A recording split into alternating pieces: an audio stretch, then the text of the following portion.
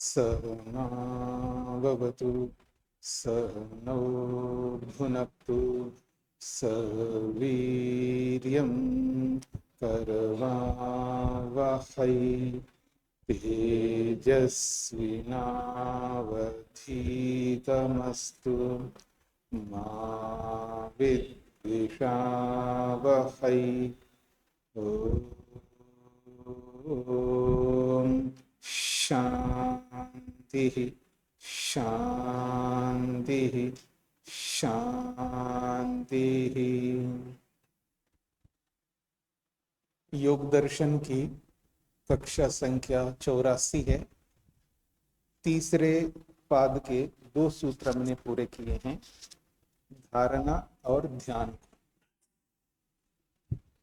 तो क्रम प्राप्त योग का 8वां अंतिम अंग है समाधि। समाधि किसे कहते हैं? तो समाधि की परिभाषा यहाँ पर की जा रही है।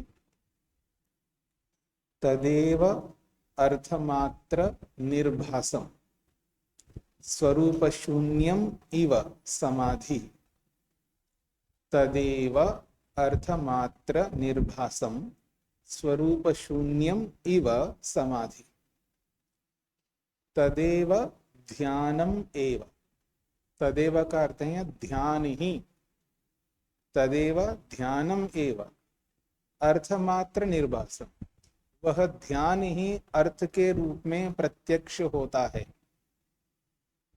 वह ध्यान ही अर्थ के रूप में प्रकट होता है। वह ध्यान ही अर्थ के रूप में अनुभव में आता है। समाधि और ध्यान में अंतर क्या है? समाधि में ध्यान शाब्दिक चल रहा है या अनुमानिक चल रहा है। जो ध्यान होता है वो शाब्दिक होता है, क्योंकि शब्द का उच्चारण होता है वहां पर मन से शब्द का उच्चारण हो रहा है और उस शब्द संबंधी शब्दों को समझा जा रहा है, जिसको आप अर्थ कहते हैं। तज्जपस तदर्थ भावनम में आपने क्या समझा है? तस्य वाचक प्रणव, तस्य प्रणवस्य जपः, उस प्रणव का जप करना है। अर्थ भावना, अर्थ की भावना के साथ। वो अर्थ क्या है? शब्द का शब्द है। उस अर्थ की भावना जो हो रही है, अर्थ को तो हम नहीं जान सकते ना, क्योंकि प्रत्यक्ष तो है नहीं। उस अर्थ संबंधी बहुत सारी बातें जब हम मन में दोहराते हैं, उसका नाम है अर्थ। तो ध्यान जो हो रहा है वो शाब्दिक हो रहा है या अनुमानिक हो रहा है तो शब्द प्रमाण है या अनुमान प्रमाण। दो प्रकार से हम ध्यान करते हैं, अनुमान प्रमाण के माध्यम से या शब्द प्रमाण के माध्यम से। तो वो जो ध्यान चल रहा है वो शाब्दिक होता है, वो शब्द ज्ञान हो रहा है ध्यान में। इसके अतिरिक्त ध्यान और कुछ नहीं होता।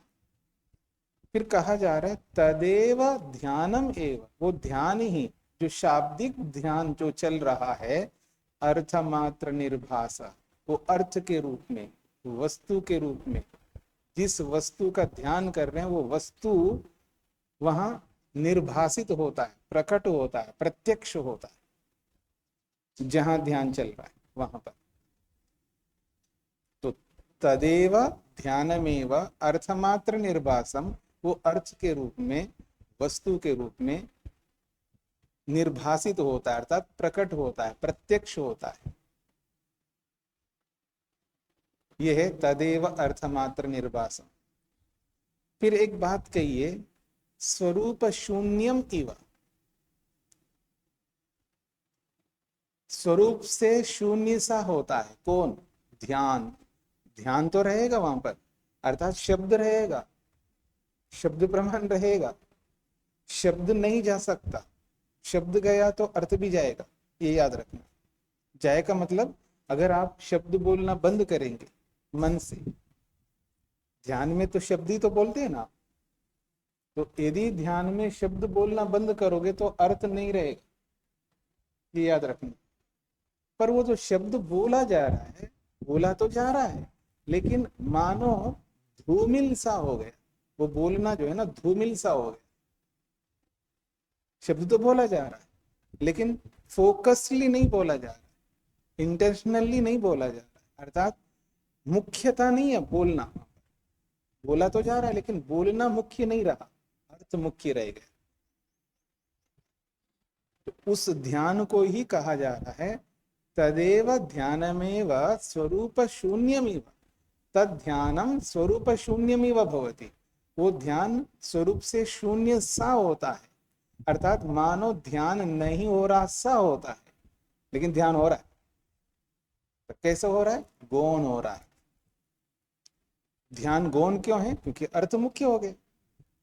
जब अर्थ प्रकट हो गया है तो अर्थ मुख्य रहेगा, शब्द गौण हो जाएगा। ध्यान रूपी शब्द जो चल रहा था वो गौण हो जाएगा।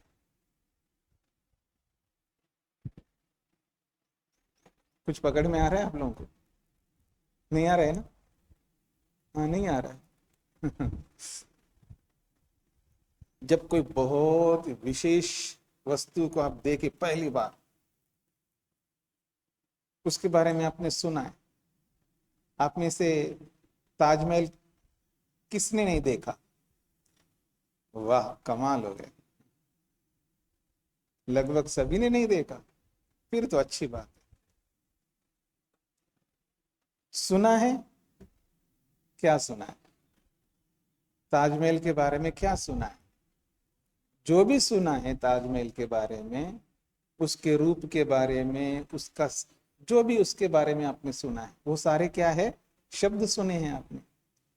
और उन शब्दों के अनुसार आप मन के अंदर कल्पना करते जा रहे कि ताजमहल ऐसा। अब आपको कहा जी, हाँ जी मुनि जी आपको ताजमहल दिखाने ले जा रहे हैं, मुनि जी आपको ताजमहल दिखाने ले जा रहे हैं। आप बस में बैठ करके जा रहे हैं और आपके मन में वो चल रहा, अब मैं ताजमहल देखूंगा, ये ऐसा है। जो जो आपने सुना है ना वो सब मन में विचार रहे हैं, ठीक है ना? और जैसे ही बस से उतर करके ताजमहल के सामने, कुछ समझ रहे हैं आप? तो जब उसको पहली बार जब देख रहे होते तो शब्द भी अंदर रहता, हाँ जैसा बताया वैसा ही है, वैसे सफेद है, वैसे ऊंचा है, वैसे बढ़िया है, जो भी आपके मन में वो शब्द भी चल रहे होते हैं, लेकिन वो अर्थ मुख्य हो रहा होता है। और जब पूरा निहार लिया है, तबीयत खुश हो गया निहार निहार के, तो हाँ अब देखता हूँ कितना लंबा है, कितना चौड़ा है, कितना फैला हुआ है, कितने लोग आए हैं, इसके अंदर क्या है, अंदर से कैसा दिखता है, वो बाद में फिर वो सारे शब्द चलते रहेंगे आपके मन में। समझ रहे मेरी बात? तो जैसे पहली बार जब उसको आप देख रहे होते हैं, तब वो अर्थ मुख्य रहेगा, शब्द गौण हो जाएंगे। अब मैं बोलता हूं, तो जो देख रहे हैं ना उस अर्थ को, क्या लंबाई को नहीं देख रहे हैं? देख रहे हैं। चौड़ाई को नहीं देख रहे हैं? देख रहे हैं। उसके रंग को नहीं देख रहे हैं? देख रहे हैं। पर वो सारे के सारे शब्द आपके अंदर है, पर वो गौण है, लेकिन बस वो वस्तु वस्तु मुख्य है आपके साथ। तो ऐसे ही कहा जा रहा है तदेव अर्थ मात्र निर्वासन, वो ध्यान ही अर्थ के रूप में प्रकट हो रहा होता है, पर वो ध्यान जो चल रहा है वो गौण सा हो जाता है। जैसे ओम,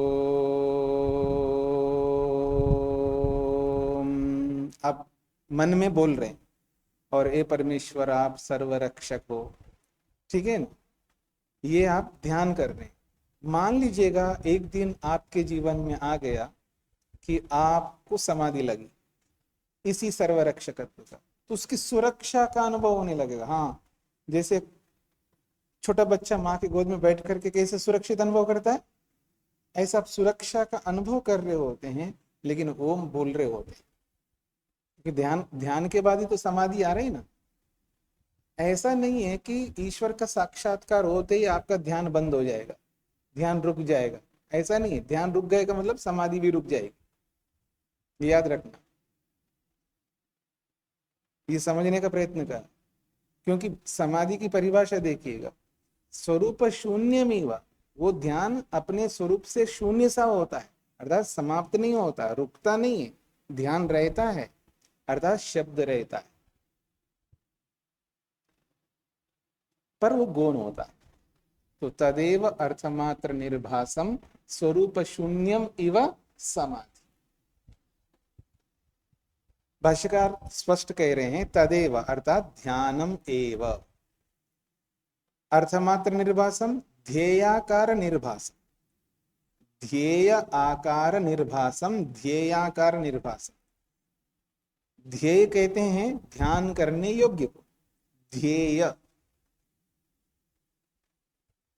ध्येय के आकार के अनुरूप वो प्रकट होता है, अर्थात जैसा ध्येय है, मतलब जिस ध्येय को लेकर के आप ध्यान कर रहे हो, ध्येय के स्वरूप में, ध्येयाकार का मतलब है ध्येय के स्वरूप में निर्भासम प्रकट होता है, प्रत्यक्ष होता है। अब वो ध्यान को समझा रहे हैं, प्रत्ययात्मकेन स्वरूपेण शून्यम इव यदा भवति, प्रत्ययात्मकेन स्वरूपेण शून्यम इव यदा भवति। ये जो ध्यान कैसे चल रहा था, वो प्रत्यात्मक था ना, ध्यान केवल ध्यानात्मक था, अभी पीछे तत्र प्रत्यय एकतानता ध्यान, तत्र प्रत्यय एकतानता ध्यानम। तो कहते हैं प्रत्ययात्मकेन स्वरूपेण शून्यमिव, जो प्रत्ययात्मक ज्ञानात्मक जो ध्यान चल रहा था, वो अपने स्वरूप से शून्यमिव यदा भवति, अपने स्वरूप से शून्य सा जब वो ध्यान होता है, तदा ध्येय स्वभाव आवेशात तदा समाधि रीति उच्यते। तब ध्येय स्वभाव आवेशात, ध्येय के स्वभाव में प्रविष्ट होने के कारण से, आत्मा उस ध्येय रूपी परमात्मा के साथ तादात्म्य होने के कारण से समाधि, उसको समाधि के नाम से उच्यते कहा जाता है। ध्येय स्वभाव आवेशात, अर्थात ध्येय रूपी परमात्मा के स्वभाव से आत्मा युक्त होने के कारण से उस स्थिति में उसको समाधि ऐसा उच्यते कहा जाता है। स्पष्ट हो रहा है? किसी को कोई प्रश्न है समाधि के बारे में? किसी को समझ में नहीं आया हो अभी भी? बोलो, आप ही से कह रहा हूं, समझ में आ गया? आगे बढ़ो। हाँ जी,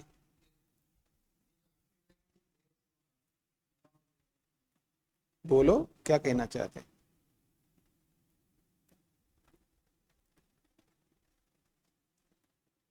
अभी जो आखिरी लाइन थी इसमें, आखिरी लाइन बोलिएगा, ये तो कहना चाह रहा है स्वभाव वाली जो थी समाधि, हूँ, उसको पंक्ति को पूरा बोलिए। देह स्वभाव वा द्वे सदा समाधिरी त्युत्स्ते।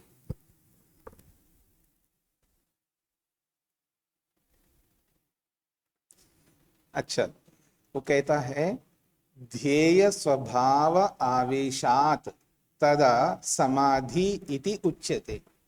ध्येय स्वभाव से युक्त होने के कारण, अर्थात ध्येय कहते हैं परमात्मा को, क्योंकि समाधि परमात्मा की लगा रहे हैं आप, अथवा जिसकी भी समाधि लगाओगे, जीवात्मा की लगाओगे तो जीवात्मा, प्रकृति की लगाओगे तो सत्वर स्तंभ की, जिसकी भी समाधि लगाओगे, तो ध्येय स्वभाव से युक्त होने के कारण से, और ध्येय स्वभाव से अर्थात ध्येय के स्वरूप से, ध्येय का मतलब है परमात्मा या कोई भी जिसकी आप समाधि लगा रहे, ध्यान जिसका कर रहे हो वो है ध्येय। ध्यान जिस वस्तु का कर रहे हो वो वस्तु कहलाएगी ध्येय। तो ध्येय स्वभाव आवेशात, ध्येय पदार्थ के स्वरूप से युक्त होने से, तदा उस स्थिति में समाधि इति उच्यते, समाधि के रूप में कहा जाता है। अब स्पष्ट हो गया? हाँ जी, तो अभी जो बात कही गई है धारणा, ध्यान और समाधि, पीछे जो पीछे बात कही है, पहले धारणा अंतरंग के बारे में बोला ना, धारणा, ध्यान और समाधि, ये जो तीनों हैं, इन तीनों को बार बार आप ध्यान, धारणा, समाधि, धारणा, ध्यान, समाधि, धारणा, ध्यान, समाधि ऐसा नहीं बोलना है। फिर कैसे बोलना है? एक शब्द से बोलना है, संयम। अब लोक में और योग में संयम शब्द का जमीन आसमान का अंतर है। लोक में ये खाने में बड़े संयम है, ये खाने में बहुत संयम है, ये व्यक्ति बोलने में बड़े संयम है, मतलब नपा तुला बोलता है, बोलने में बड़ा संयम है। कोई खाने में संयम है, कोई बोलने में संयम है, कोई देखने में संयम है, कोई लेने में संयम है, अलग अलग संयम है लोक में। समझ रहे हैं ना आप लोग? संयम में रहना बहुत उपयोगी है लोक में, क्योंकि हर विषय में आदमी को अपने नियंत्रण में रहना होता है, चाहे बोलने में हो, चाहे खाने में हो, चाहे चलने में हो, चाहे देखने में हो। किसी भी विषय में यदि व्यक्ति संयमित होकर के अपने आप को अपने नियंत्रण में रखते हुए, अपने काबू में रखते हुए जब चलता है तो जीवन में बहुत आगे बढ़ सकता है। पर वो लौकिक संयम अलग है। योग में यदि मैं बोलूंगा संयम है, अर्थात ये धारणा अच्छी लगाता है, ध्यान अच्छा करता है और समाधि भी लगाता है। अर्थात धारणा, ध्यान, समाधि जब तीनों एक साथ जुड़ जाते हैं उसका नाम है संयम। यही बात कहना चाह रहे हैं, त्रयम एकत्र संयमः, त्रयम एकत्र संयम। त्रयम इति किम? तद एतद धारणा, ध्यान, समाधि त्रयम। वह यह जो धारणा, ध्यान, समाधि है, इन तीनों को त्रयम कहते हैं, और ये तीनों एकत्र एक साथ जुड़ जाते हैं, उसका नाम है संयमः, संयम। अब यहां से आपको थोड़ा समझने का प्रयत्न करना। ये स्वयं कहना चाह रहा है कि जहां धारणा आपने बनाई है, जहां भी शरीर के अंदर जहां धारणा आपने बनाई है, चाहे आपने मस्तक में लगाई है, भ्रिकुटी में, या नेत्र में, दाएं नेत्र में, या नासिका के अग्रभाग में, या जिह्वा के अग्रभाग में, या कंठ में, या हृदय में, या नाभि में, या सुषुम्ना नाड़ी में, या पिंगला नाड़ी में, या घुटने में, या कहीं भी शरीर के अंदर जहां आपने मन को टिकाया है, मन को वहीं टिकाए रखना धारणा। अब वहीं पर आपको ध्यान करना है, जहां आपने मन को टिकाया वहीं पर ध्यान करना है। समझ रहे हैं? जहां मन को यहां टिकाया और ध्यान यहां करो, नहीं चलेगा। जहां आपने मन को टिकाया वहीं ध्यान करना है, और समाधि जब लगेगी तो समाधि वहीं पर लगेगी जहां आपने ध्यान किया है, जहां आपने मन को टिकाया है। जहां मन है वहां ध्यान, जहां मन ध्यान वहीं समाधि। इसी का नाम संयम है। त्रयाणाम एकत्र, धारणा, ध्यान, समाधि त्रयम, इन तीनों को एकत्र एक स्थान पर युक्त करना संयम, संयम कहलाता है। एक विषयानि त्रीणि साधनानि संयम इति उच्यते। एक विषयानि, एक ही विषय में त्रीणि साधनानि, ये तीनों मिलकर के जुड़ जाती हैं, उसका नाम है संयम। अर्थात मान लीजिए आपने ईश्वर विषयक धारणा बनाई है, ईश्वर विषय ही ध्यान कर रहे हैं, और ईश्वर विषय की समाधि लगेगी, तो आपने संयम किया। एक विषय में आप आत्मा को विषय बनाया, आत्मा का ध्यान किया और परमात्मा की समाधि लगे, ऐसा नहीं होगा। एक विषयानि त्रीणि साधना, एक ही विषयक तीनों साधन होना चाहिए। अर्थात जिस विषय का आप ध्यान करना चाह रहे हैं तो मन को उस विषय में लगाना है। ठीक है, अब बताइए, मैं पृथ्वी का ध्यान करना चाहता हूं, पृथ्वी का, पंचमहाभूतों में एक तत्व है पृथ्वी, पृथ्वी का ध्यान करना चाहता हूं। कहां करूं पृथ्वी का ध्यान? शरीर के अंदर करना है। मान लीजिए भ्रिकुटी में मैं पृथ्वी का ध्यान करूंगा, समझने का प्रयत्न करना। पृथ्वी का ध्यान मैं भ्रिकुटी में करूंगा, धारणा भी यही, ध्यान भी यही, और किसका ध्यान? पृथ्वी तत्व का, और समाधि भी यही। यही पृथ्वी का दर्शन होगा मेरे गर्ग जी, पृथ्वी का दर्शन यहीं पर होगा। समझ में आ रहा है? कैसे समझ में आया? पृथ्वी का दर्शन यहाँ कैसे होगा? पंचमहाभूत वाला पृथ्वी, बताइए। पहले बताया होगा ना मैंने? ओ, हाँ बताइए। क्योंकि शरीर पंच महाभूतों से बना है तो पंच महाभूत हाँ, भी शरीर से शरीर पंचमहाभूतों से बना है, ठीक है ना। मैं इस खंबे में मिट्टी का दर्शन कर सकता हूँ, नहीं कर सकता हूँ? इस खंबे में सरिया का दर्शन कर सकता हूँ, नहीं कर सकता हूँ? इस खंबे में ईंट का दर्शन कर सकता हूँ, नहीं कर सकता हूँ? यदि एक खंबा जो है पत्थर से बना है तो इस खंबे में पत्थर का दर्शन कर सकता हूँ, नहीं कर सकता हूँ? क्यों नहीं कर सकता हूँ? क्योंकि उन्हीं चीजों से तो ये पिलर बना हुआ है। तो ये जो शरीर बना हुआ है ये किन चीजों से बना हुआ है? उन्हीं चीजों से बना है। तो उन्हीं चीजों का दर्शन क्यों नहीं कर सकता हूं मैं इसमें?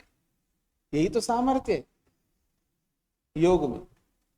मेरे को कहीं बाहर जाने की आवश्यकता नहीं। यदि मैं पृथ्वी का दर्शन करना चाहूं, जल का दर्शन करना चाहूं, अग्नि का दर्शन करना चाहूं, वायु का दर्शन करना चाहूं, आकाश का दर्शन करना चाहूं, पांचों तन्मात्राओं का दर्शन करना चाहूं, पांचों ज्ञानेन्द्रियों का दर्शन करना चाहूं, पांचों कर्मेंद्रियों का दर्शन करना चाहूं, अहंकार का दर्शन करना चाहूं, मन का भी दर्शन करना चाहूं, महतत्व रूपी बुद्धि का दर्शन करना चाहूं, आत्मा का दर्शन करना चाहूं, परमात्मा का दर्शन करना चाहूं, सब का दर्शन शरीर के अंदर ही होंगे, बाहर कहीं जाने की आवश्यकता नहीं। त्रयम एकत्र संयम।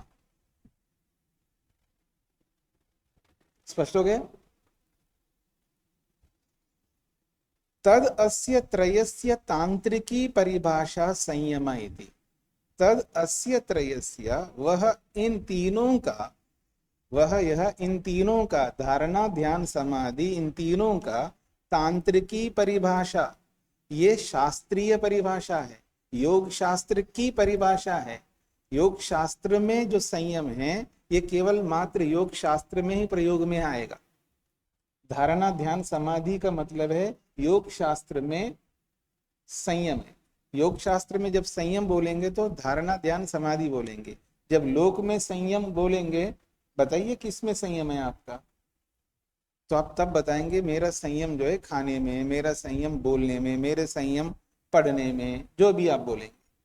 तो लौकिक संयम अलग है, तांत्रिकी परिभाषा, तंत्र कहते हैं शास्त्र, शास्त्रीय परिभाषा को तांत्रिकी परिभाषा कहें।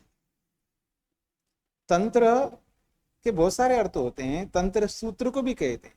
ये सूत्र की परिभाषा भी कह सकते हैं और योग शास्त्र की परिभाषा कह सकते हैं। ठीक हो गया जी?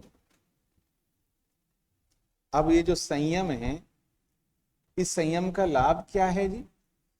क्यों संयम करें हम लोग?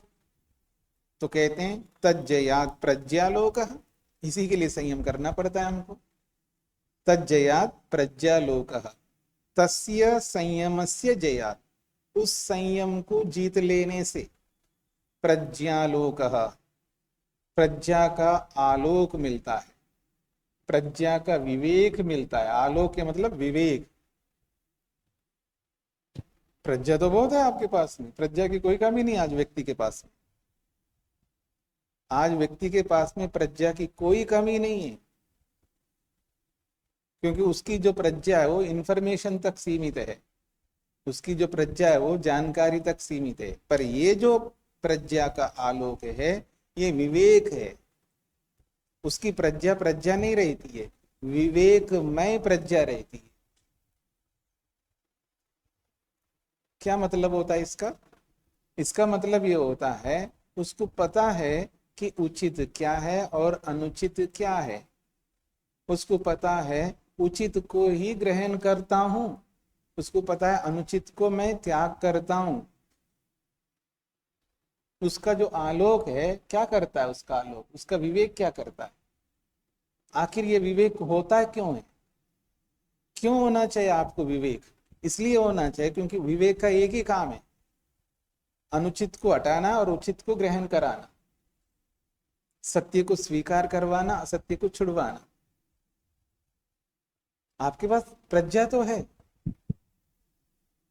प्रज्ञा तो है, पर विवेक नहीं है।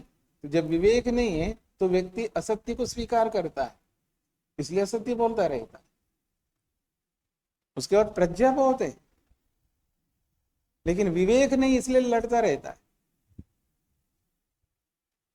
झगड़ता रहता है। प्रज्ञा बहुत है उसके पास में, उसे पूछो कि लड़ना चाहिए, अरे कैसे लड़ना चाहिए? लड़ना तो बहुत बुरी चीज होती है। वो खुद भी समझा रहा होता दूसरे को, बेटे को,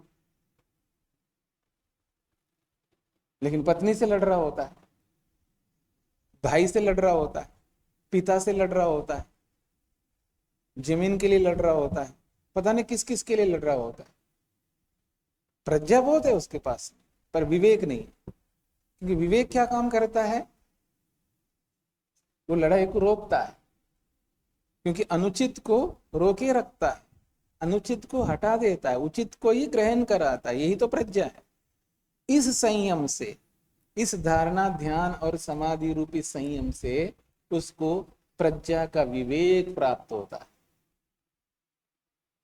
तस्य संयमस्य जयात्, उस संयम को, तस्य संयमस्य जयात्, उस संयम को जीत लेने से समाधि प्रज्ञाया भवति आलोक, समाधि प्रज्ञा का आलोक प्राप्त होता है, विशेष विवेक होता है। सामान्य विवेक तो होता ही है सभी के पास में, क्यों जी? व्यापारी को ये विवेक नहीं होता कि पैसा नहीं कमाना चाहिए? होता है। निठल्ला नहीं बैठना चाहिए, निठल्ला बैठूंगा तो पैसा नहीं मिलेगा, मेहनत करूंगा तो पैसा मिलेगा, ऐसा विवेक तो उसके पास है। सामान्य विवेक तो सभी के पास होता है। ये सामान्य विवेक की बात नहीं हो रही है, ये वो विवेक की बात हो रही है जहां अति आवश्यक है, उसके बिना जीवन जीवन नहीं है।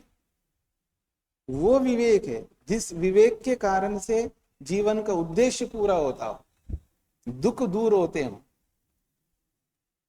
वो आलोक प्राप्त होता है इस संयम के कारण से।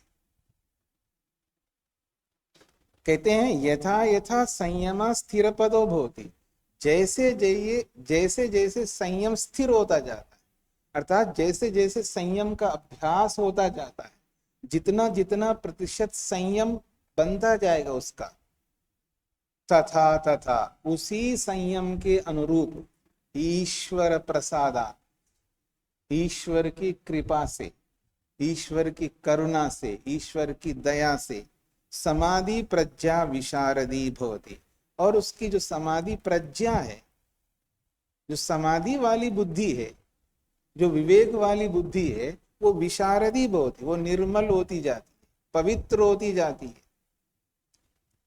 निष्कलंक होती रहती है, निर्लिप्त होती रहती है उसकी प्रज्ञा। ठीक हो गया? कोई विशेष शब्द आते हैं तो आप लिखते नहीं ना, क्यों जी? विशारदी का अर्थ अगर मैं 10 दिन के बाद, 1 महीने के बाद विशारदी का अर्थ बताओ तो आप बता नहीं पाएंगे। जब व्यक्ति कुछ विशेष शब्द बोले जाते हैं उसको नहीं लिखता है तो भूल जाता है व्यक्ति। हाँ जी।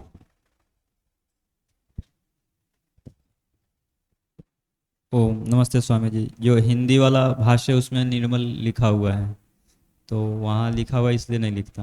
अच्छा ये बात है क्या? केवल एक ही निर्मली लिखा हुआ ना, मैंने तो कई शब्द बोले। ठीक है,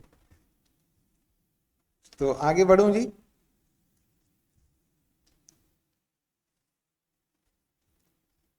अब ये जो संयम है,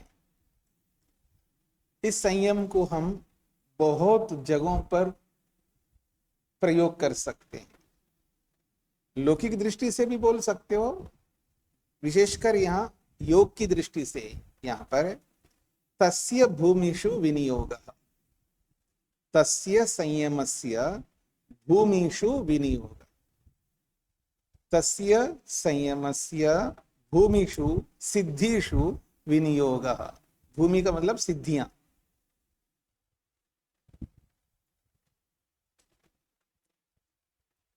तस्य भूमिषु विनियोग, भूमि कहते हैं ना अवस्थाएं, सिद्धियां, अलग अलग सिद्धियां होती है, अलग अलग अवस्थाएं होती है, अलग अलग उपलब्धियां होती है, अलग अलग लाभ होते हैं,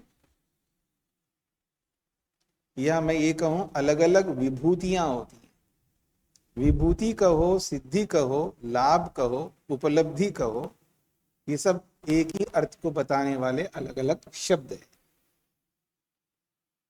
तस्य संयमस्य जित भूमे या अनंतरा भूमि तत्र विनियोगः। बहुत बड़ी अच्छी बात कही जा रही है।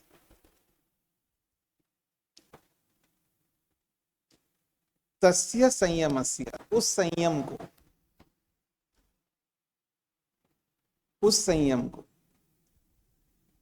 जित भूमे, जिस भूमि को, जिस अवस्था को, जिस सिद्धि को आपने जीत लिया, संयम करके जिस भूमि को, जिस सिद्धि को, जिस विभूति को आपने जीत लिया, क्या वो एक ही उपलब्धि, एक ही सिद्धि होती है योग में? जिस संयम के द्वारा आपने जिस उपलब्धि को, जिस सिद्धि को, जिस विभूति को प्राप्त किया है, क्या वो एक ही विभूति होगी योग में, या अनेक विभूतियां होंगी? अब बोलते क्यों नहीं है? अब बोल रहे हैं, ठीक है। तो यहां बात क्या कही जा रही है कि जो संयम करके आपने जिस भूमि को जीत लिया, जिस उपलब्धि, जिस सिद्धि को जीत लिया, तो आप क्या करो, अनंतरा भूमि, उसके बाद जो आने वाली अगली भूमि है, अगली सिद्धि है, अगली उपलब्धि है, उस अगली उपलब्धि के लिए उस संयम को जोड़ लेना चाहिए, विनियोग कर लेना चाहिए। अगली उपलब्धि के लिए इस संयम को वहां फिट कर लेना चाहिए, वहां लगा लेना चाहिए। मैं आपको एक दूसरी बात कहता हूं।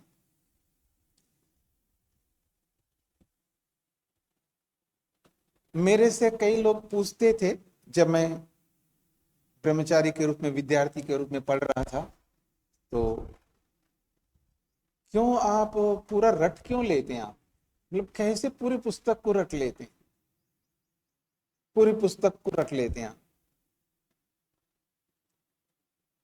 आप कितना पढ़ते हैं? मैंने कहा बहुत कम पढ़ता हूँ, क्योंकि समय नहीं मिलता गुरुकुल में पढ़ने के लिए, बहुत कम समय मिलता है। क्योंकि सुबह उठाते 4 बजे, दिनचर्या के लिए जितना टाइम लगता है वो कर लिया, उसके बाद 1 घंटा ध्यान करवाते हैं, 1 घंटा व्यायाम करवाते हैं, आधा घंटा हवन करवाते हैं, ऊपर से आधा घंटा वो सुनाते हैं प्रवचन, समझ रहे ना? तो सुबह 4 बजे से लेकर के 8 बजे तक तो कोई समय ही नहीं है पढ़ने का मेरे पास में। तो समझ रहे हैं आप, सुबह 4 बजे उठने से लेकर के 8 बजे तक समय ही नहीं है पढ़ने का, और वही पढ़ने का समय होता है। क्या करूं? अब नाश्ता कर लिया, ब्रह्मचारी है, कोई बूढ़ा 90 साल का आदमी तो है नहीं, ब्रह्मचारी है, और 1 घंटा व्यायाम जिसको करवाया, अब नाश्ता तो नाश्ता की तरह थोड़ा करेगा, वो डट करके करेगा। आधा किलो दूध पी लिया, इतना सा दलिया खा लिया, हाँ, फिर उसके बाद मिलता है जी पढ़ने के लिए समय। 8:30 बजे से लेकर के 11:30 तक, वो 3 घंटे होते हैं पढ़ने के। बस उन 3 घंटों में हम पढ़ लेते हैं जो पढ़ना है, और उन 3 घंटों में कुछ क्लास भी होती है एक आध, फिर उसके बाद भोजन होता है, फिर विश्राम भी करते हैं जी, फिर उठते हैं जी 1:30 बजे, फिर कोई ना कोई क्लास होती है, और वो कोई ना कोई क्या 4 बजे तक कुछ ना कुछ होता रहता है पढ़ने का, तब भी पढ़ने का समय नहीं मिलता। 4 बजे तक गया, कुछ नहीं पढ़ाई, भोजन के बाद 4 बजे तक कोई स्वतंत्र बैठ करके पढ़ने का समय ही नहीं है। फिर 4 बजते फिर वापस लोटा पकड़ो जाओ, 1 घंटे आने जाने में लग जाता था। फिर 5 बजे आए, फिर व्यायाम करो जी 1 घंटा, फिर करो जी ध्यान 1 घंटा, ऐसे करते करते 7 बजा दिया जी। 7 बजने के बाद फिर खाना खाया तो फिर घुमाते हैं वो भ्रमण में, और ऐसा करके फिर आपको फिर पूछते तुमने क्या किया सुबह से लेके, ऐसे करते करते यूं निकल जाता 9 बजे। और 9 बजे के बाद तो ऐसा लगता है कि कब बेड पकड़ूं और कब सो जाऊं, समझ रहे ना। तो पढ़ने का बड़े मुश्किल से 3 घंटे मिलते हैं, या कभी इधर उधर कहीं से काट पीट ले तो 3.5-4 घंटे मिले, तो इतने पढ़ते हैं। अब उतने कम समय में कैसे याद करें इतना सब कुछ। तो मैं बोल रहा था देखो, हमें जो रोज 2 बार ध्यान कराते हैं ना,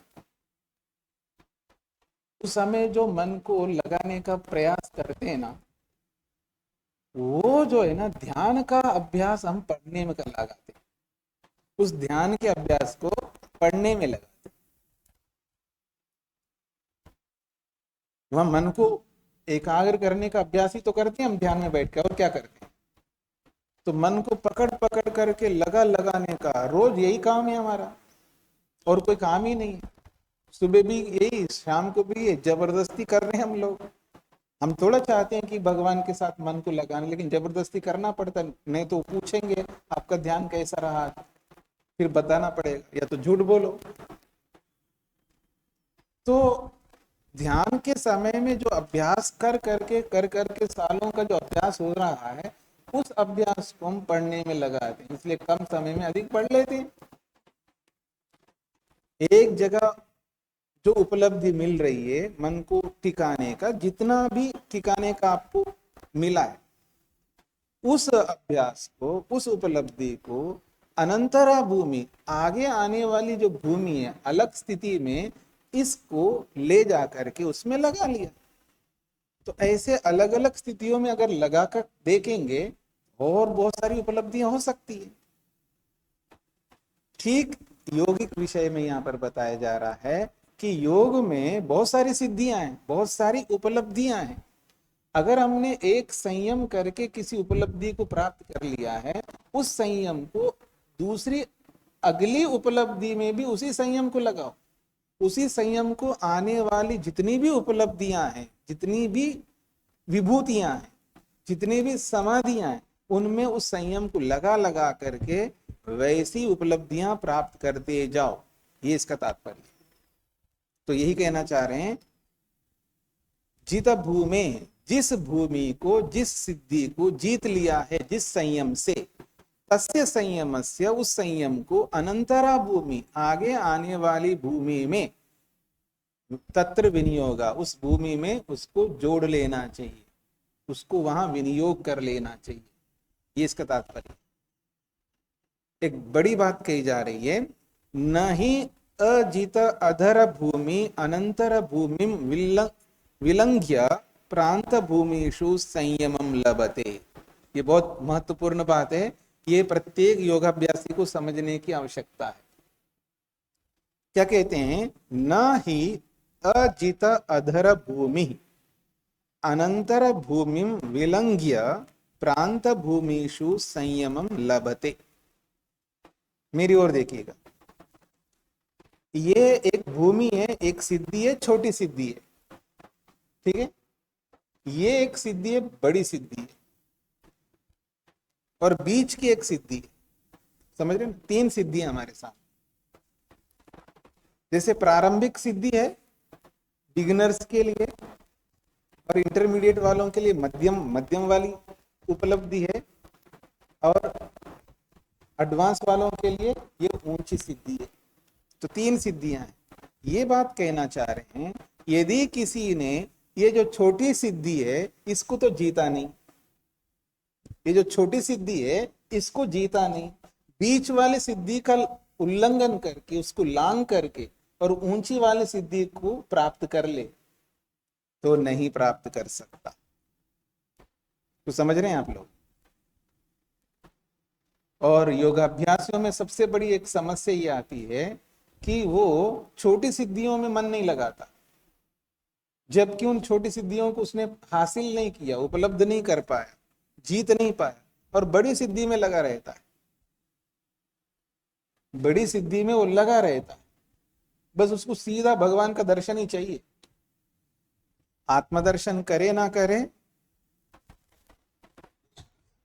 समझ रहे ना, और पंच महाभूतों का दर्शन करे ना करे, तन्मात्राओं का दर्शन करे ना करे, इंद्रियों का दर्शन करे ना करे, मतलब जो 28 तत्व है ना, 28 तत्वों में से एक तत्व का भी दर्शन ना करे, लेकिन डायरेक्टली उसको परमात्मा का दर्शन चाहिए और उसमें लगा रहता है। और ऊपर से ये भी सुनता है, देखो जी बड़ी चीज को पकड़ लो तो छोटी चीज अपने आप पकड़ में आ जाएंगी।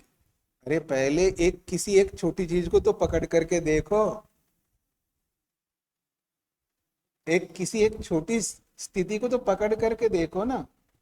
लाख रुपए तो कमाए नहीं, जीवन में उसने कुछ व्यापार करके लाख रुपए तो कमाए नहीं, और वो ख्वाब देख रहा है 1 अरब रुपए कमाने का। और वो जो 1 अरब रुपए ना, करोड़ों को लांगा है उसने, करोड़ों को लांग करके वो 1 अरब यानी 100 करोड़ को अरब कहेंगे ना, उस 1 अरब कमाना चाहता है, लेकिन जीवन में 1 लाख कमाए नहीं। तो मैं कैसे मानूं कि आप 1 अरब रुपए कमा लोगे? पहले तो आप मेहनत करो, पुरुषार्थ करो, 1 लाख 10 लाख बहुत बार आपने कमाया, तो आपके अंदर एक सामर्थ्य है कि हाँ कुछ कमा सकते हैं। फिर आप कहेंगे हाँ अब मैं 1 अरब कमा लूंगा। पहले तो 1 लाख तो कमा करके दिखाओ, पहले एक छोटी सी सिद्धि तो करके दिखाओ। अभी पीछे जो बताई थी ना छोटी छोटी सिद्धियां, दिव्य गंध, दिव्य रस, दिव्य रूप, ये जो पीछे बताए ना, याद आ रहा है आपको कौन सा सूत्र है? हाँ, विषयवती प्रवृत्ति उत्पन्ना मनसः स्थितिपदी स्थिरपदी।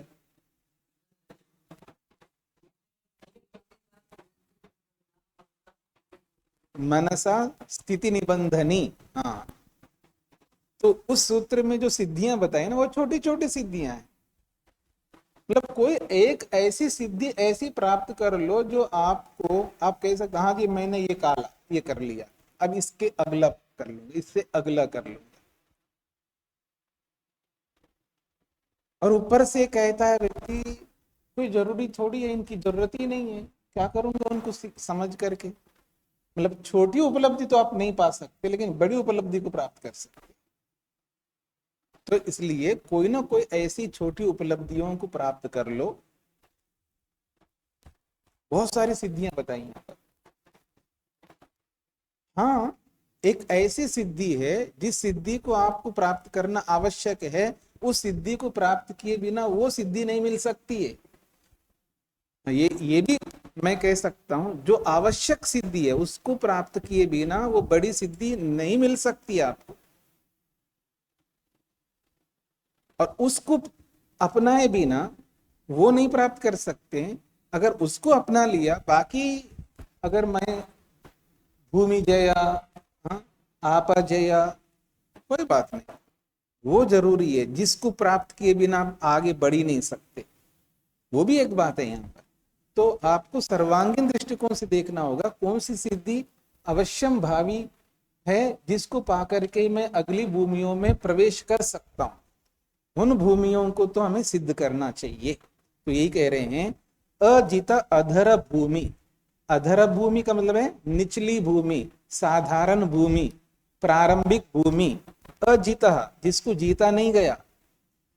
फिर अनंतर भूमि, उसके आगे आने वाली भूमि का विलंघ्य, उसका उल्लंघन करके, अर्थात पहली भूमि को जीते बिना दूसरी भूमि का उल्लंघन करके प्रांत भूमिषु, तीसरी भूमि में संयम को प्राप्त नहीं हो सकता। ठीक हो गया। तद अभावाच्च कुतः तस्य प्रज्ञालोकः। तद अभावात्, तद अभावात् प्रांत भूमेः अभावात्, उस उत्कृष्ट भूमि के बिना तस्य योगिना योगाभ्यासिना कुतः प्रज्ञालोक, फिर उसको प्रज्ञालोक कैसे मिलेगा? यदि वो प्रारंभिक भूमि को जीता नहीं, दूसरी भूमि का उल्लंघन करके और उच्च भूमि के लिए संयम लगा नहीं सकता, जब उच्च भूमि के लिए संयम ही नहीं बना सकता, उस उच्च भूमि के संयम के बिना उसको प्रज्ञालोक भी नहीं मिल सकता। उच्च भूमि कौन सी है जी? यहां पर समाधि, ये जो पीछे बताया था ना, समाधि। समाधि प्रज्ञाया प्रज्ञालोकः भवति। समाधि प्रज्ञा से ही प्रज्ञालोक मिलता है। और वो समाधि प्रज्ञा जो है वो उच्च भूमि है। उस उच्च भूमि को प्राप्त तभी कर सकता है, पहले अधर भूमि, उससे बिल्कुल छोटी भूमि को आपको प्राप्त करना होगा। और उसके बीच में बहुत सारी भूमियां हैं। उस छोटी भूमि को भी आपने प्राप्त नहीं किया तो बीच की उन भूमियों को लांग करके और समाधि रूपी उच्च भूमि को कैसे आप प्राप्त कर पाओगे? और बिना समाधि भूमि को प्राप्त किए प्रज्ञालोक कभी नहीं मिल सकता, ये इसका तात्पर्य है। लेकिन यहाँ एक विकल्प है, यहाँ एक विकल्प भी है। क्या विकल्प है? मान लीजिएगा कुछ ऐसे योगी होते हैं, उन्होंने छोटी मोटी उपलब्धियां नहीं प्राप्त की है, लेकिन सीधा उनको बड़ी उपलब्धि मिल सकती है। जैसे हमारे गुरुजी, तो उसके पीछे बहुत सारे कारण। क्या कारण होंगे? वो इस जन्म में तो उसने नहीं प्राप्त किया, कोई बात नहीं, लेकिन पिछले जन्म में बहुत कुछ प्राप्त किया था। उसी को बात कहना चाह रहे हैं यहाँ पर। ईश्वर प्रसादात् जित उत्तर भूमिकस्य न अधर भूमिषु परचित्त ज्ञानादिषु संयमो युक्तः। ईश्वर प्रसादात् का मतलब है ईश्वर की सहायता से, ईश्वर की अनुकंपा, ईश्वर की दया से वो इस जीवन में ऊंची उपलब्धि को प्राप्त कर लिया। क्योंकि ऊंची उपलब्धि इसलिए किया है क्योंकि पिछले जन्म में उन्होंने बहुत मेहनत करके छोटी मोटी बहुत सारी उपलब्धियां प्राप्त कर ली है, लेकिन अंतिम उपलब्धि तक पहुंच नहीं पाए, लेकिन बीच में चल बसे। होता है ऐसा कई बार। अब इतनी सारी उपलब्धियां पीछे हमने प्राप्त किया है, वो सब बेकार हो जाएंगे? किया हुआ पुरुषार्थ कभी बेकार नहीं हो सकता। जो भी हमने पुरुषार्थ किया है वो कभी वेस्ट नहीं हो सकता। क्या फायदा है जी, मैंने इतना मेहनत किया, इन्होंने कुछ दिया तो है ही नहीं है। समझ रहे ना? मैंने इतना आश्रम के लिए बहुत कुछ किया है, कभी मेरे को इन्होंने कुछ दिया ही नहीं है। मैंने इतना काम किया, कुछ नहीं दिया इन्होंने। इतने साल, अपने जीवन के महत्वपूर्ण साल मैंने इनको दे दिया, अपनी पूरी जवानी दे दिया इनको, पर इन्होंने कुछ नहीं दिया। परेशान होता है व्यक्ति। पर ये जो आपने इतना समय दिया, इतना मेहनत किया, उसका फल कहीं नहीं जाने का है। ये नहीं, क्योंकि मनुष्य थोड़ा देगा, न दे सकता है। जो नहीं दे सकता उससे आप अपेक्षा कर रहे हो, ये उचित नहीं है। मतलब जैसा आपने कर्म किया उसका प्रतिफल जैसा आप चाहते हो वो फल कोई मनुष्य नहीं दे सकता आपको। तो फिर कौन देगा? परमात्मा देगा। और परमात्मा पर विश्वास करो, वो अवश्य देगा। मैं कैसे मानूं कि वो ईश्वर देगा मेरे को? मेरे को क्या पता ईश्वर देगा नहीं देगा? अभी तो आपको नहीं दे रहा है क्या? आपको कहाँ पैदा किया? आपको कहाँ पैदा किया? क्या कर रहे हो आप? वेद पढ़ रहे हो, ऐसी दिनचर्या में रह रहे हो, ऐसा माहौल में रह रहे हो, ऐसा माहौल, ऐसी दिनचर्या, ऐसा भोजन, ऐसे वस्त्र, ऐसा उदात्त उच्च सिद्धांतों में रहने का अवसर कितने लोगों को मिल रहा है? आपको क्यों मिल रहा है? ये नहीं दे रहा है भगवान? ये पिछले जन्म के कर्म नहीं है आपके? आप ही क्यों आए यहाँ पर? आप ही क्यों इन सारे साधनों को उपयोग कर रहे हो? आप पिछले जन्मों में आपने मेहनत किया, इसलिए आपको आज मिल रहा है। जैसे पिछले जन्मों के मेहनत के कारण से आज आप यहाँ हैं, और यहाँ रहते हुए अगर आपने कुछ विशेष नहीं किया है तो बस यहीं तक है आपका जीवन। अगले जीवन में फिर बैक टू द पेविलियन, वापस वहीं लौट के जाना जहां पहले थे। समझ रहे ना? कहने का तात्पर्य यह है कि हमारा किया हुआ पुरुषार्थ कभी विफल नहीं हो सकता, समाप्त नहीं हो सकता। ईश्वर पर विश्वास रखो, क्योंकि ईश्वर न्यायकारी है। तो इसलिए कहा जा रहा है, अगर किसी ने पूर्व जन्म में मेहनत किया है तो ईश्वर प्रसादात, ईश्वर की कृपा अब रहेगी, क्योंकि मैंने पिछले जन्म में बहुत मेहनत करके बहुत आगे बढ़ा, और उस पिछले जन्म के पुरुषार्थ का प्रतिफल इस जन्म में आपको उत्कृष्ट सिद्धि को दे रहे हैं। ये कहना चाह रहे हैं, ईश्वर प्रसादात जिता उत्तर भूमि कस्य, ईश्वर की कृपा से पिछले जन्मों के पुरुषार्थ के कारण से जो उत्तर भूमि, जो श्रेष्ठ भूमि है, श्रेष्ठ सिद्धि को उसने जीत लिया है, ऐसे उस योगी को अधर भूमिषु, छोटी सिद्धियों में, जैसे परचित्त ज्ञानादिषु, दूसरे के मन को जानने के लिए सोचना, मनन करना, उसके लिए मेहनत करना, न संयमो युक्त, उसमें संयम करने के लिए आवश्यकता नहीं। मेरे को ऊंची उपलब्धि मिल गई, ठीक है, देख रहे हैं मेरी ओर? मतलब मेरे को, मतलब एक योगी ऐसा आपके सामने है, उसको बहुत ऊंची उपलब्धि मिल गई। अब वो योगी मेरे बारे में ये क्या सोच रहे मन में, मैं आपके मन में क्या चल रहा है उसको जानने के लिए मेहनत करूं, जरूरत नहीं है मेरे को। नहीं, आखिर पता तो लगाओ ना कि क्या सोचते हैं मेरे बारे में। क्यों लगाऊं जी? क्यों लगाऊं? मेरे को तो ऊंची सिद्धि मिल गई, अभी इस छोटी मोटी सिद्धि की जरूरत नहीं है मेरे को, ये कहना चाहते हैं।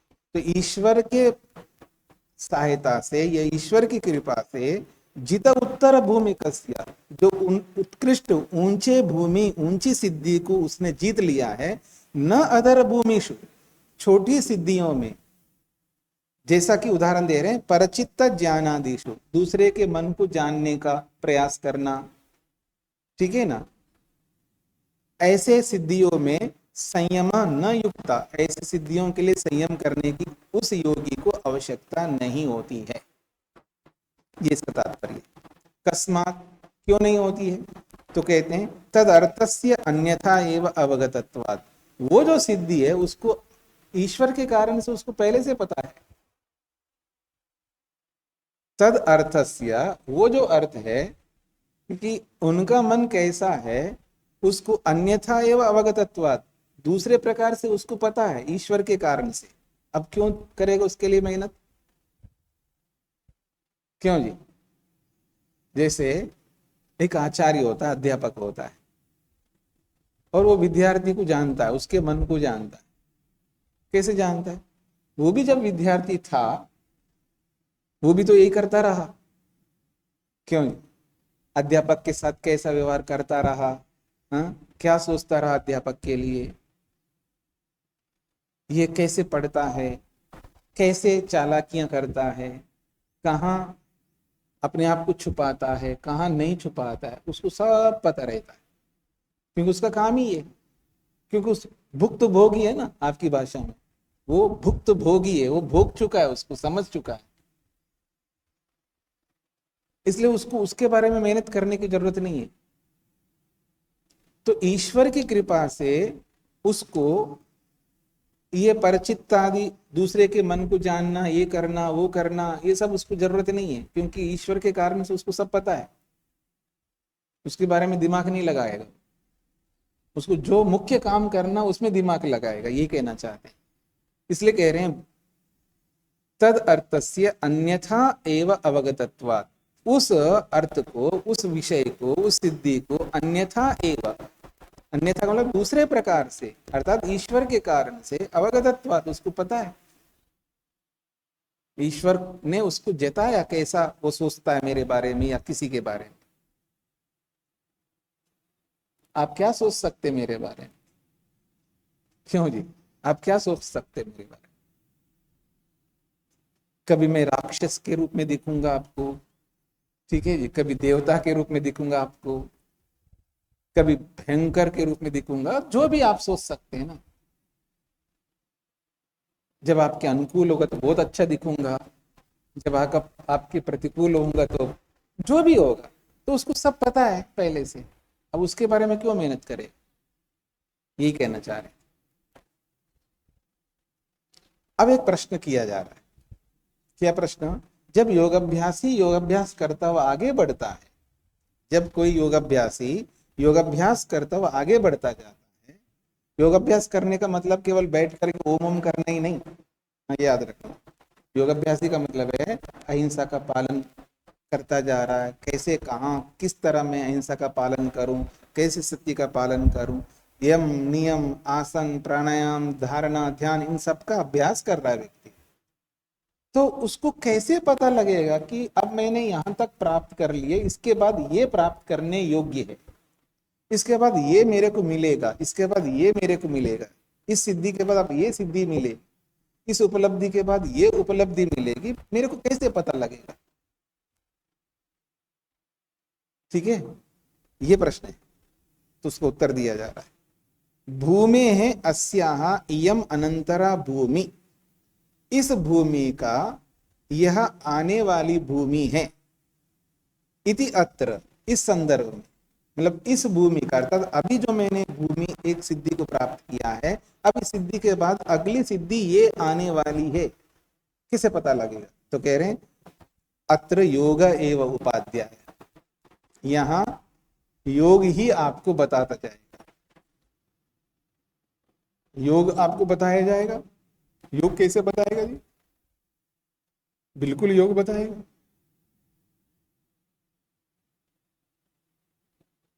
जब आप सत्य बोल रहे हो तो वो सत्य आपको बता देगा, जब आप सत्य बोलते हो वो सत्य आपको बताएगा कि आगे ये सिचुएशन आ रहा है, आगे ये परिस्थिति आ रही है, और उस परिस्थिति में मेरे को कैसे सत्य बोलना है, ये पहला वाला सत्य आपको सिखाएगा। जब आप सत्य बोलना प्रारंभ करते हो तो वो जो सत्य है वही सत्य अगले सत्य को बुलवाएगा। जब आप किसी के साथ प्रेम से रहते हो, उसकी हिंसा नहीं करते हो, उसको दुख नहीं देते हो, उसके दिल को चोट नहीं पहुंचाते हो, उसके साथ मित्र भाव से रहते हो, तो वो जो मित्र भाव है, वो अहिंसा का जो आपका स्वभाव है, वही अहिंसा अगली अहिंसा को सिखा देगी, वो बता देगी इसके आने वाली अहिंसा ऐसी होगी।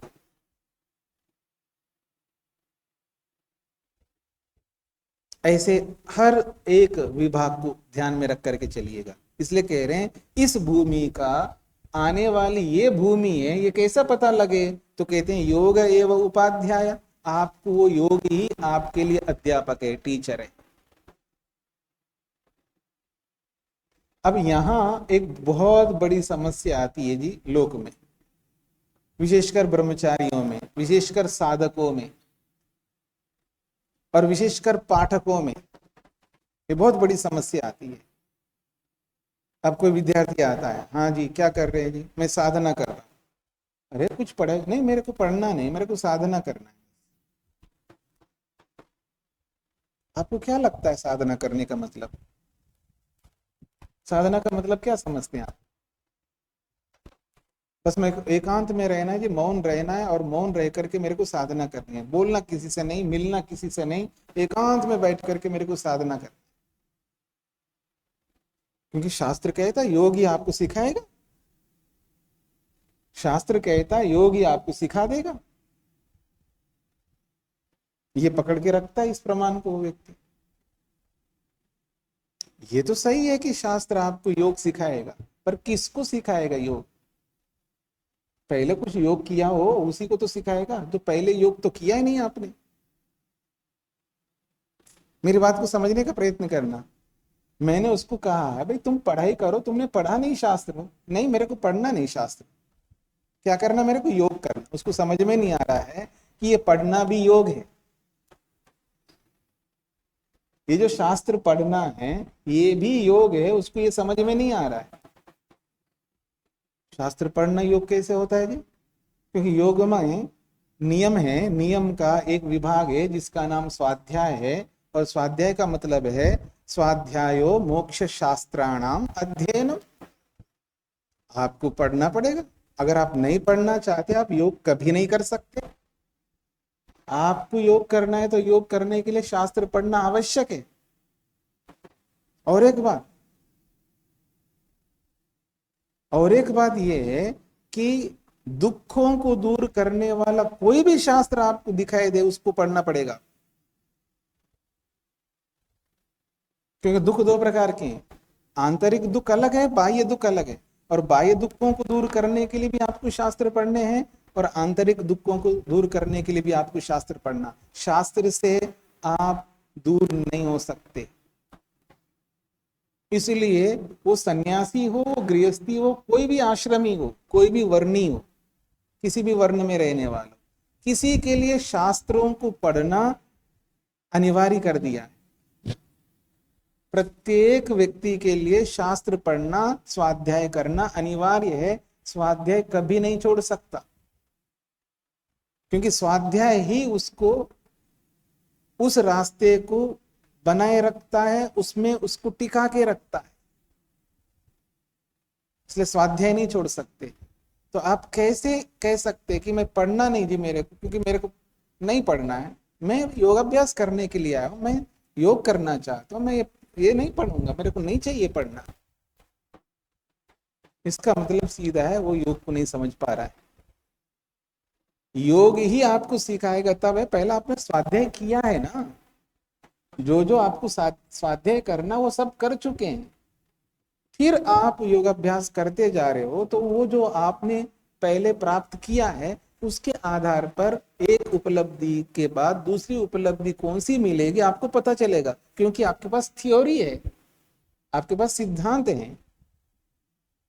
प्रैक्टिकल में तभी आप समझ पाओगे ना, प्रैक्टिकली आपको वो समझ में आएगा। इस मैंने एक प्रैक्टिकल करके देखे, इसके बाद कौन सा प्रैक्टिकल आने वाला है ये तभी मेरे को पता लगेगा जब मेरे को कॉन्सेप्ट पता है, मेरे को थ्योरी पता है। थ्योरी तो पढ़ी नहीं मैंने, तो कैसे पता लगेगा? तो इसलिए शास्त्र पढ़ करके ही समझना पड़ेगा। यह पुस्तक खोल करके किसी अध्यापक से पढ़ो, अथवा जो इनको पढ़ करके जो कर रहा हो उसको देख देख करके सीखते रहो। आपको सीखना पड़ेगा। अकेले रह करके योगाभ्यास कभी नहीं कर सकते, और विशेषकर ध्यान आदि करना तो नामुमकिन सा है। क्योंकि उसको जितना ज्यादा स्वाध्याय करेगा उतना अच्छा ध्यान हो पाएगा। ये याद रखना, जितना अधिक स्वाध्याय उतना ही अच्छा ध्यान। क्योंकि ध्यान में आपके पास मसाला ही नहीं, समाप्त हो जाता है। आपने जितना पढ़ा है ना वो सब 15 मिनट में समाप्त हो जाता है, आधा घंटा में मसाला ही समाप्त है, मोटी भाषा में कह रहा हूं। आप अगर ईश्वर के सर्वरक्षकत्व को 1 घंटे तक आप समझना चाहते हैं, ईश्वर मेरे को कैसे कैसे रक्षा करता, लगातार 1 घंटे तक उसके सर्वरक्षक स्वरूप को समझना है आपके पास इतना मसाला, तो स्वाध्याय करो। फिर उसके न्याय को मैं 1 घंटे तक उसका केवल न्याय को समझना चाहता हूं, एक घंटे के लिए उसकी दया को समझना चाहता हूं, एक घंटे को उसके ये, क्योंकि बहुत स्वाध्याय चाहिए। जितना ज्यादा स्वाध्याय करेगा व्यक्ति, जितना सूक्ष्मता से करेगा, उतना नया, उसी बात, एक ही विषय के बारे में बहुत सारी बातें खुलती जाती हैं। व्यक्ति सूक्ष्मता से समझना पड़ता है उसको, उस सूक्ष्मता के लिए स्वाध्याय की आवश्यकता है। तो वो स्वाध्याय जो व्यक्ति कर चुका है, उसी व्यक्ति को योग ही सिखा पाएगा। ये इसका तात्पर्य है कि भूमे अस्य इयम अनंतरा भूमि इति अत्र योग एव उपाध्यायः। इस भूमि के बाद, इस सिद्धि के बाद अगली सिद्धि है, ये योग ही आपको बताएगा, क्योंकि योग ही आपके लिए अध्यापक है, उपाध्याय है, टीचर है। कथम, कैसे, अब इसको हम कल समझने का प्रयत्न करते हैं। ओम शांति शांति शांति।